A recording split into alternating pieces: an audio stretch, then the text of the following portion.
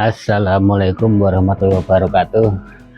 Bos, sekarang ini musim penghujan, jadi untuk yang para peternak entok itu biasanya harus waspada bos, untuk kelangsungan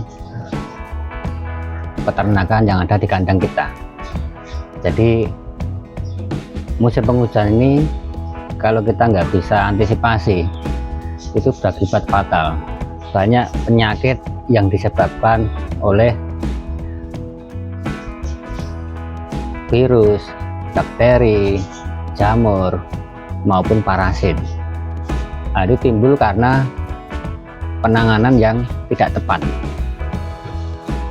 Untuk kali ini kita akan berikan tips untuk pencegahan agar kandang kita dan entok kita tidak ada masalah terkait untuk masalah cuaca musim penghujan yang suhu itu lembab dan lantai biasanya basah.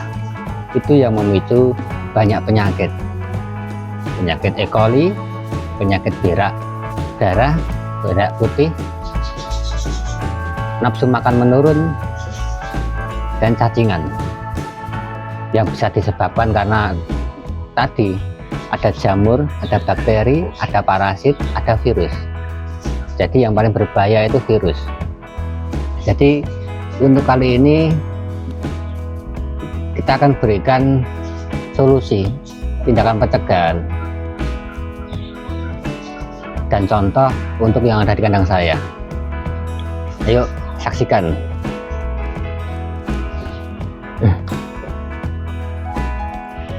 Yang pertama yang harus diperbaiki bos, untuk kandang, alas kandang pastikan kita selalu membersihkan bos. Jangan sampai ada bekas air atau kotoran ternak entok yang membasahi dan membuat becek. Ini becek ini bisa memicu untuk tumbuhnya jamur maupun bakteri maupun pemicu virus yang datang bos. Ini kandang ini kering, biasanya basah. Ini saya tetap bagaimana harus bisa menciptakan kering. Kita sapu tiap hari 2 kali, pagi sama sore bos. Karena untuk cuaca yang penghujan itu kandang cenderung lembab bos, nggak pernah susah untuk menjadi kering. Dan keringnya itu kalau kering lama saat ada sinar matahari yang masuk. Tip yang kedua itu air minum itu selalu diganti dan bersih bos. Jadi penggantian air kalau di kandang saya 2 kali sehari, pagi sama sore, dan bebas dari kontaminasi air hujan maupun kotoran yang memicu bakteri E. coli. Tip yang ketiga, ransum pakannya dibuat nutrisi yang seimbang, jangan asal bos. Jadi kandungan nutrisinya yang cukup itu berguna untuk membuat kekebalan dari entok sendiri. Ransum pakan saya tambahkan dengan ramuan probiotik herbal. Itu untuk menambah daya tahan tubuh. Probiotik cukup bawang putih, kunir maupun jahe, ditambah sedikit garam bos, yang sifatnya untuk melawan antibakteri dan antibiotik. Tambahkan probiotik ini bos. Ini probiotik E4 yang saya perbanyak, ditambahkan dengan herbal. Tutorial pembuatan ada dalam video sebelumnya. Ini berisi ramuan herbal, jahe, ada kunir, ada bawang putih. Khasiatnya untuk menambah nafsu makan, untuk daya tahan tubuh dan menghangatkan tubuh juga bos. Jadi dengan ramuan herbal ini saya rasa tidak ada masalah selama yang saya tanganin di kandang saya.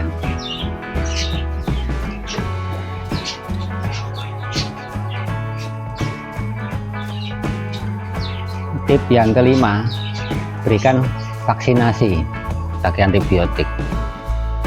Kalau nggak ada vaksin, probiotik aja sudah cukup.